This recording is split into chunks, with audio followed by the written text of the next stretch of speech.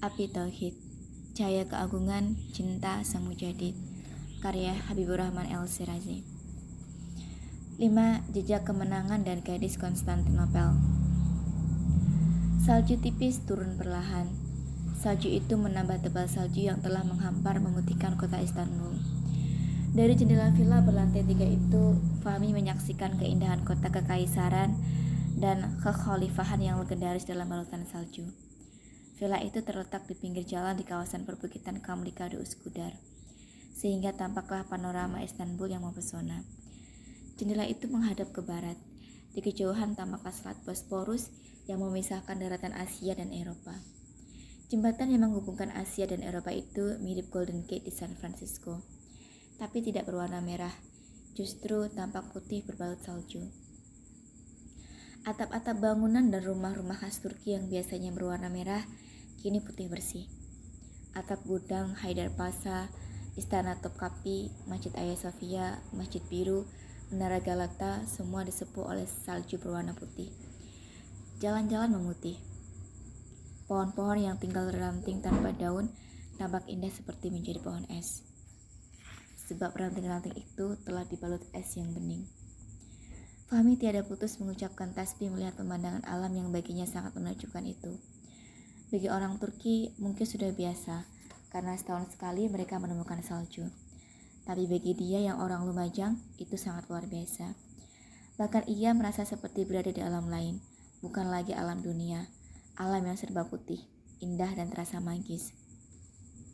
Sudah 3 hari ia di Istanbul, dan ia belum juga bosan menikmati keindahan salju. Salju turun semakin deras, suasana semakin terasa magis. Selain keindahan panorama alam, kota yang terletak di 2 benua itu memiliki pesona sejarah yang tiada tandingnya. Maka ia seolah tidak percaya bahwa ia kini berada di jantung Istanbul. Sama dengan tidak percayanya ketika ia dulu untuk pertama kalinya menginjakan kaki di tanah haram Madinah Al-Munawwaroh. Tiba-tiba kelebatan-kelebatan sejarah muncul dalam ingatannya begitu saja.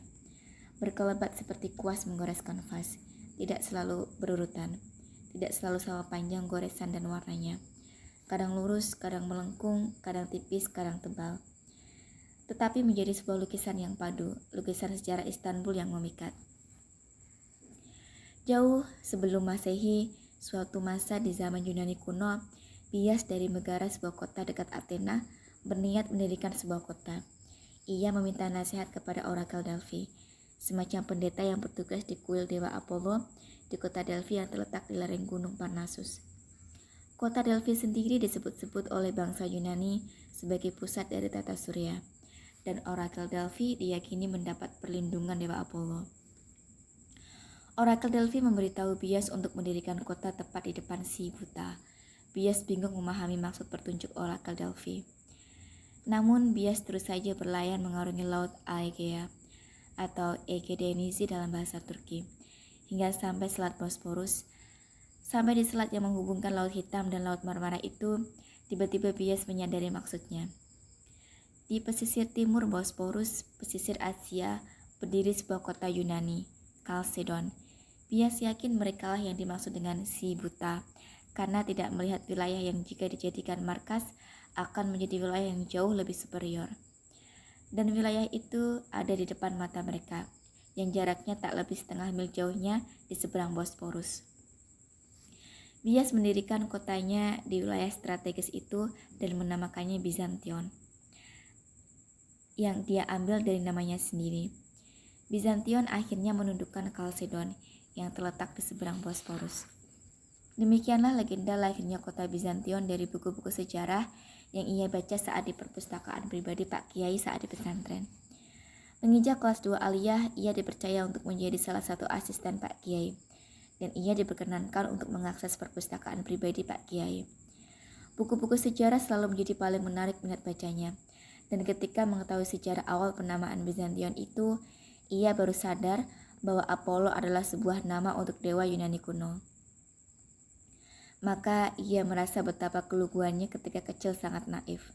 Ia ingat betul saat masih di sekolah dasar, cita-citanya ingin menjadi astronot. Ia ingin naik ke angkasa mengendari Apollo. Ia sangat membanggakan Apollo, dan ternyata Apollo adalah nama dewa Yunani kuno. Setelah tahu sejarah hidup Nabi dengan detail, ia lebih bangga jika ia bisa mengendarai Koswa daripada Apollo. Koswa adalah nama salah satu unta legendaris Nabi. Ingatannya lalu berkelebat pada masa Kaisar Octavianus Augustus yang menjadi penguasa tunggal kekaisaran Romawi mulai 27 sebelum Masehi hingga kematiannya pada 14 Masehi. Pada masanya lah Imperium Romawi memulai masa keemasan. Itu setelah Kaisar Augustus mengakhiri perang saudara berkepanjangan dan menciptakan kedamaian, kesejahteraan, dan kemegahan bangsa Romawi yang disebut Pax Romana. Pada masa Kaisar Augustus inilah Nabi Isa atau disebut Yesus oleh penganut agama Nasrani dilahirkan. Nabi Isa diutus Allah untuk menyampaikan risalah tauhid agar bangsa Israel dan bangsa Romawi yang menguasai tanah Palestina saat itu hanya menyembah Allah. Ajaran Nabi Isa berkembang di masa Imperium Romawi tengah menggenggam kekuasaan terluas di atas muka bumi ini. Puncak Pax Romana adalah masa kekuasaan Kaisar Trajanus berkuasa antara 98 sampai 117 Masehi, di mana pada masa itu pemerintahannya mencakup kira-kira 6,5 juta kilometer persegi permukaan tanah di atas bumi. Wilayahnya membentang dari ujung timur Armenia, bahkan daratan Babilonia sampai daratan Inggris Raya. Seluruh daratan utara Afrika berada dalam genggamannya. Saat itu Bizantium atau juga dikenal kota Bizantion berada dalam kekuasaan Romawi. Kaisar Trajanus terkenal sebagai kaisar yang diktator dan lalim. Kaisar Trajanus ini juga dikenal sebagai penguasa yang memeluk agama pagan dan bertindak bengis kepada para pengikut ajaran Nabi Isa. Para pengikut ajaran tauhid yang tidak mau menyembah dewa yang disembah kaisar dianggap pengkhianat. Mereka diintimidasi, bahkan tidak sedikit yang dihukum mati. Pada masa Kaisar Trajanus inilah diperkirakan masa hadirnya sekelompok pemuda yang teguh mengikuti ajaran Nabi Isa. Mereka adalah sekelompok pemuda yang amanu birobbihim, yang beriman kepada Tuhan mereka, dan mereka ditambahi petunjuk oleh Allah. Mereka dikejar-kejar oleh rezim diktator Trajanus dan bersembunyi di dalam sebuah gua. Dan Allah yang menidurkan mereka selama 309 tahun lamanya. Mereka dikenal dengan sebutan Ashabul Kahfi. Mereka tidur kira-kira di masa Kaisar Trajanus dan dibangkitkan oleh Allah 309 tahun kemudian di masa Kaisar Theodosius II berkuasa. Hanya Allah yang tahu pastinya, para ahli sejarah bisa berselisih pendapatnya. Salju itu terus-terus mengalir. Ada banyak peristiwa besar terjadi pada saat turun salju sejak zaman kuno. Ada banyak kejadian terabadikan dalam sejarah bersamaan bergulirnya waktu. Ia menghela nafas. Ia menatap ke selat Bosporus, ke arah istana Topkapi. Itulah daratan yang disebut Bizantium, pusat kekaisaran, pusat perebutan pengaruh dan kekuasaan berabad-abad lalu. Di sana pada 196 Masehi, terjadi pertempuran dahsyat di kota Bizantium antara Pescennius Niger melawan Septimius Severus, dan kota itu mengalami kerusakan hebat. Namun segera dibangun kembali oleh Septimius Severus yang saat itu telah menjadi kaisar dan dengan segera memulihkan kemakmurannya. Lalu tatkala tampuk pimpinan Romawi dipegang oleh Kaisar Diocletianus yang berkuasa antara 284 sampai 305 Masehi, terjadi peristiwa penting. Pada 285 Masehi, Diocletianus membagi pemerintahan kekaisaran Romawi menjadi 4 paruh timur dan barat. Setelah Diocletianus tampuk kekuasaan dipegang oleh Kaisar Romawi Konstantius I yang mendapat julukan Konstantinus Agung yang berkuasa antara 306 sampai 337 Masehi. Lokasi kota Bizantium menarik perhatian Kaisar Konstantinus I, dan pada 330 Masehi ia membangun ulang kota itu menjadi Nova Roma atau Roma yang baru. Lalu ia memindahkan ibu kota utama dari Roma ke Bizantium. Kaisar Konstantinus inilah yang meresmikan agama Nasrani sebagai agama negara, dan kaisar inilah yang mengangkat Yesus sebagai Tuhan. Di masa Konstantinus berkuasa, tepatnya pada 325 Masehi, sang kaisar menghimpun 220 uskup di Nisea. Sebagian besar mereka berasal dari gereja bagian timur yang mendukung Athanasius. Konsili memutuskan mengutuk paham Tauhid Arius dan mengumumkan kredo anti-Arian yang dikenal dengan nama The Creed of Nicaea. Dalam konsili inilah diterbitkan SK Ketuhanan Yesus, dan sejak saat itu Yesus resmi diangkat sebagai Tuhan oleh gereja dengan didukung sang kaisar, malah sekaligus ditetapkan sebagai Tuhan yang sesungguhnya. Dalam konsili inilah Kaisar Konstantinus menetapkan bahwa Yesus satu zat dengan Allah. Sejak itu, para pengikut Nabi Isa yang masih murni menjadi musuh negara. Di kalangan Nasrani, ada yang masih murni memegang ajaran Tauhid bahwa tidak ada Tuhan selain Allah, dan ada yang menyebarkan pemahaman Nabi Isa atau Yesus adalah anak Allah. Salju terus turun. Kota Istanbul bagai diselimuti awan putih. Jendela kaca tempat ia memandang fenomena menakjubkan itu bergetar oleh angin yang bertiup kencang. Pasti di luar suhunya sangat dingin. Beruntung ia berada dalam villa yang tiap ruangannya ada penghangatnya. Tiba-tiba ia teringat kenapa membaca surat Al-Ikhlas, yang kedasatannya seumpama membaca sepertiga Al-Quran. Ia menghayati, karena di dalam surat Al-Ikhlas ada penegasan tauhid. Ada pelurusan akan ajaran keliru yang dianut oleh miliaran umat manusia bahwa Tuhan memiliki anak. Kepada Nabi Pamungkas yaitu Nabi Muhammad SAW, Allah menegaskan, katakanlah wahai Muhammad, dialah Allah yang Maha Esa. Allah tempat meminta segala sesuatu. Allah tidak beranak dan tidak pula diberanakan, dan tidak ada sesuatu yang setara dengan Dia. Sebuah konsep ketuhanan yang sempurna, konsep teologi yang tidak ada cacatnya. Tuhan adalah Tuhan yang tidak boleh ada yang sama dan setara dengannya, dan tidak ada Tuhan kecuali Allah. Itulah ajaran tauhid seluruh nabi-nabi Allah. Ia jadi ingat Al-Maidah ayat 116 dan 117. Jelas sekali Nabi Isa atau Yesus tidak pernah menyatakan dirinya atau ibunya sebagai Tuhan yang harus disembah. Dia tegas menyatakan tidak ada Tuhan selain Allah yang patut disembah, dan dia mengajak para pengikutnya untuk menyembahnya kepada Allah yang Esa. Namun ajaran itu diubah. Ia menghela nafas. Kelak mereka yang seenak saja mengubah-ubah ajaran tauhid Nabi Isa itu akan berhadapan dengan Nabi Isa. Entah kapan persis terjadinya, tapi ia yakin itu akan terjadi. Kelebatan pikirannya kembali berputar-putar di zaman Kaisar Konstantinus. Setelah memilih Bizantium sebagai ibu kota, bandul peradaban mulai bergeser ke Romawi Yunani, yang nanti disebut sebagai Romawi Timur. Dan setelah sang kaisar meninggal, kota ini disebut Konstantinopel atau kota Konstantinus. Setelah Konstantinus mangkat, Flavius Theodosius tampil sebagai pengganti, juga dijuluki Theodosius I dan Theodosius yang Agung. Dialah kaisar Romawi yang duduk di singgasana dari 379 Masehi hingga 395 Masehi. Dia mengukuhkan agama Nasrani sebagai agama negara. Dengan kekuasaan yang dimilikinya, ia menghancurkan kuil-kuil serta tempat-tempat ibadah selain milik pemeluk agama Nasrani. Setelah Theodosius I mangkat, yaitu 395 Masehi, Imperium Romawi dibagi menjadi dua, untuk dua putranya. Sejak itu berdirilah Kekaisaran Romawi Timur atau Bizantium yang beribu kota di Konstantinopel dan Kekaisaran Romawi Barat yang beribu kota di Roma.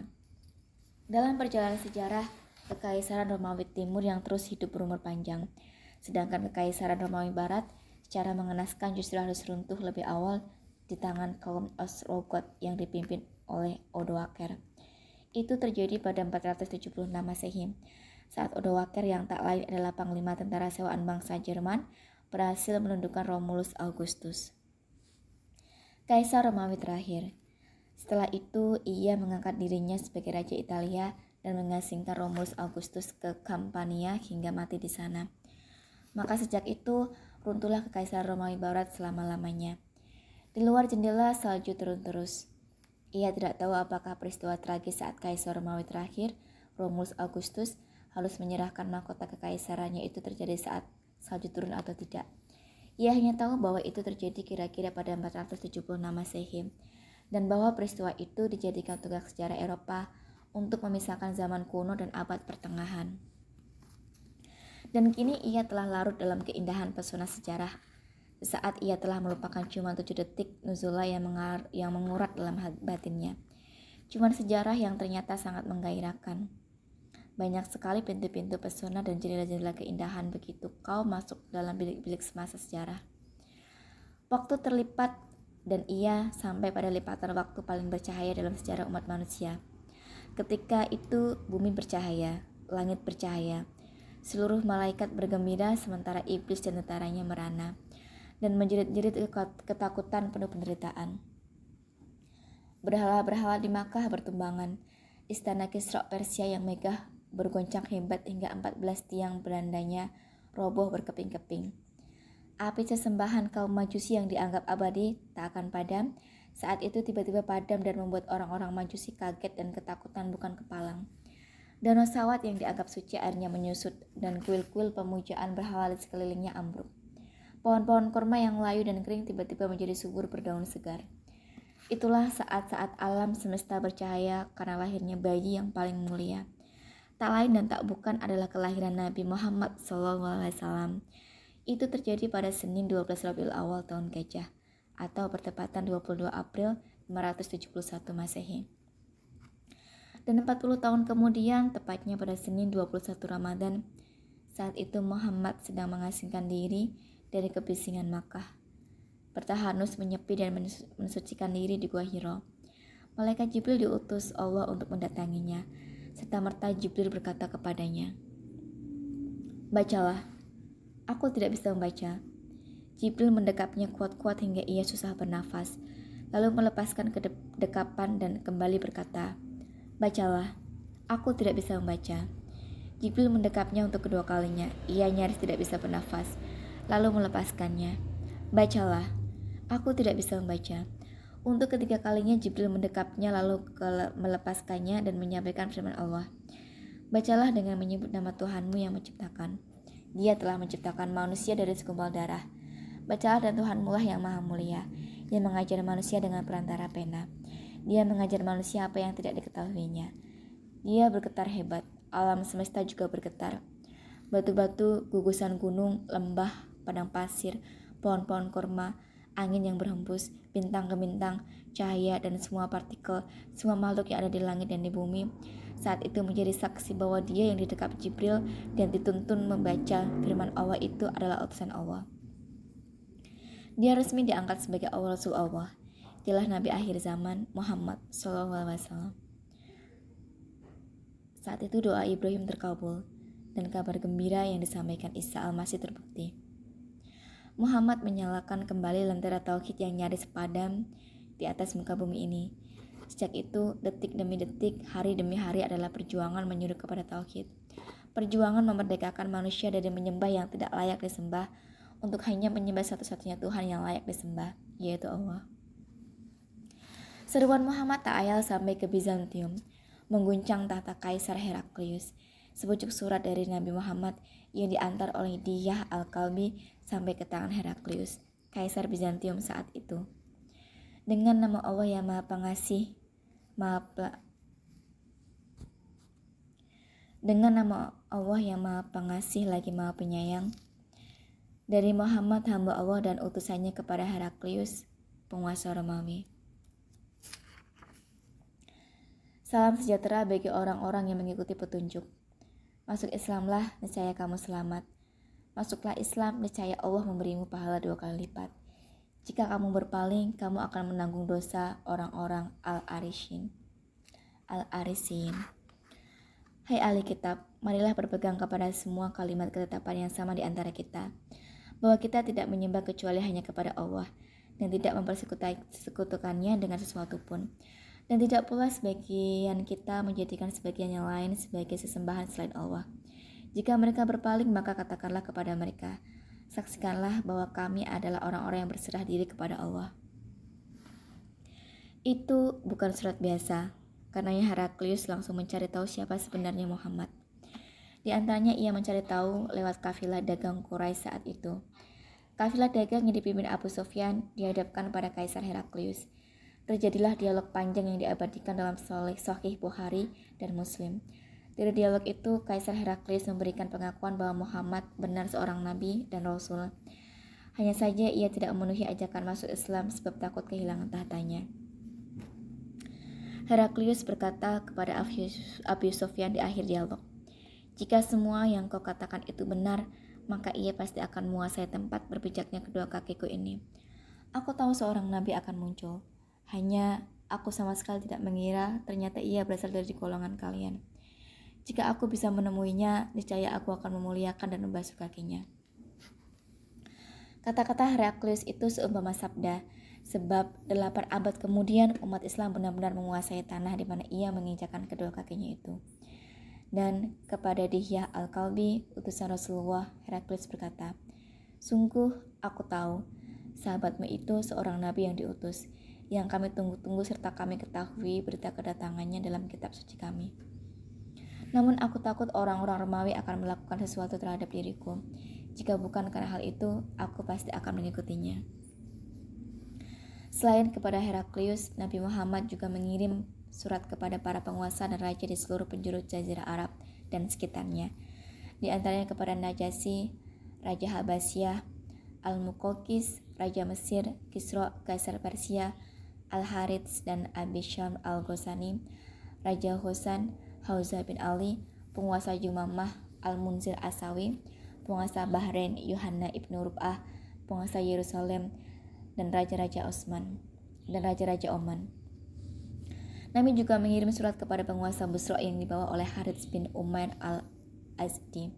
Namun Syurahbil bin Amr al-Khusani menangkapnya di Mut'ah dan menghadapkannya pada penguasa Busra lalu membunuhnya. Tidak satu pun utusan Rasulullah yang dibunuh dalam mengantarkan surat kecuali Haris bin Umair al-Azdi. Pembunuhan delegasi dan duta merupakan bentuk kriminal yang paling keji. Itu setara atau bahkan melebihi pernyataan kondisi perang. Berita itu membuat marah Rasulullah. Beliau mengerahkan pasukan 3.000 prajurit, jumlah terbesar yang dimiliki umat Islam saat itu. Umat Islam tertantang marwahnya. Belum pernah terkumpul sebesar itu sebelumnya, kecuali dalam perang Azab.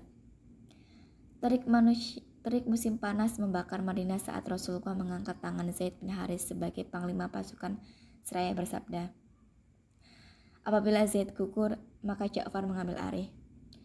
Bila Ja'far gugur, maka Abdullah bin Rawaha yang mengambil alih." Beliau mengambil panji berwarna putih dan menyerahkan kepada Zaid bin Haritsah. Maka berangkatlah pasukan berjumlah 3.000 prajurit itu menuju sasaran.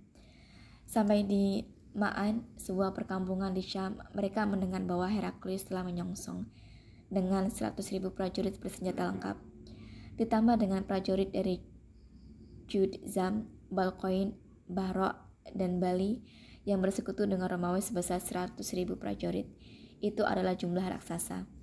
Malam itu pasukan muslim sempat berpikir bagaimana mungkin 3.000 orang yang akan menghadapi 200.000 pasukan bersenjata lengkap. Di antara mereka ada yang usul, kita laporkan saja jumlah mereka yang besar itu kepada Rasulullah agar beliau mengirimkan bala bantuan atau menurunkan perintah lain untuk kita laksanakan dalam menghadapi situasi ini. Abdullah bin Rawaha mengobarkan semangat dan mengusir segala gentar dan kecemasan. "Saudara-saudaraku, demi Allah, sungguh sesuatu yang kalian tidak suka, tapi kalian telah pergi mencarinya adalah mati syahid. Kita memerangi musuh bukan berdasarkan kekuatan atau jumlah pasukan kita. Kita berperang demi membela agama yang telah membuat kita dimuliakan oleh Allah. Karena itu bangkitlah. Mari kita hadapi musuh dengan gagah berani. Karena perang ini hanya akan memberikan kepada kita dua kebaikan, kemenangan atau mati syahid."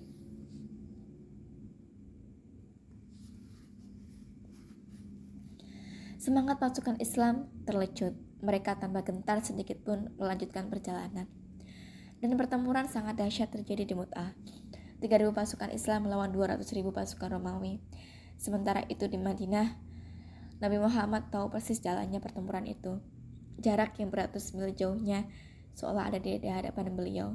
Di Madinah dengan mata berkaca-kaca, Nabi bersabda,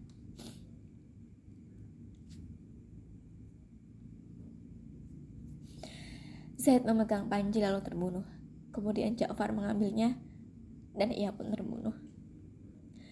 Kemudian Ibnu Rawaha mengambilnya dan ia pun terbunuh. Hingga tampil Saif bin Suyufillah, pedang dari pedang-pedang Allah, yaitu Khalid bin Walid, mengambil panji hingga Allah menganugerahkan kemenangan atas mereka.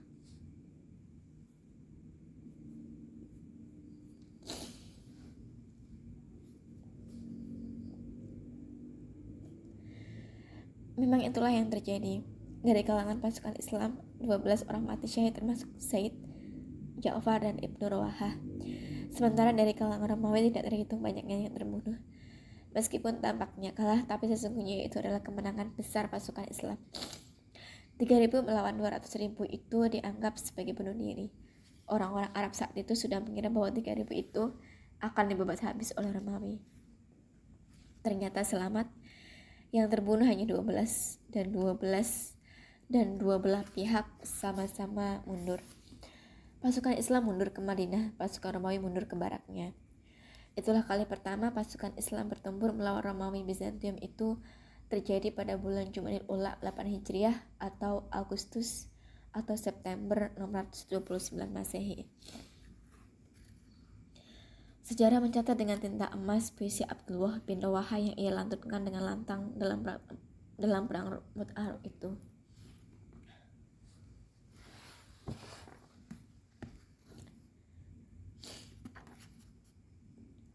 Wahai jiwa,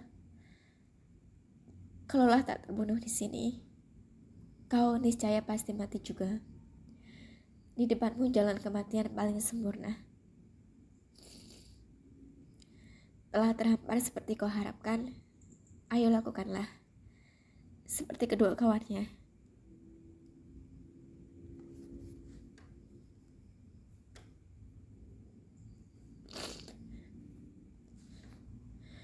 Kau pasti bahagia.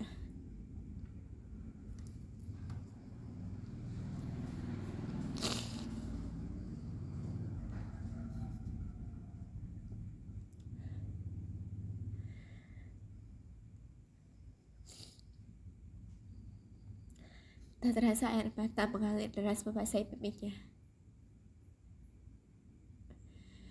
Fahmi menangis. Ia malu pada dirinya sendiri. Berkaca pada sejarah para syuhada itu, para lelaki sejati itu, ia menjadi sangat malu. Detik-detik gugurnya 3 panglima Islam itu dalam perang Mut'ah selalu membakar jiwa kesatrianya. Ja'far bin Abi Thalib memegang panci-panci pasukan Islam dengan tangan kanannya. Terjadi pertempuran dahsyat. Tangan kanannya itu tertebas, putus. Ia tak membiarkan panci-panci itu jatuh ke tanah. Langsung ia sambar, ia pegang dengan tangan kirinya. Serangan pasukan Romawi sangat dahsyat.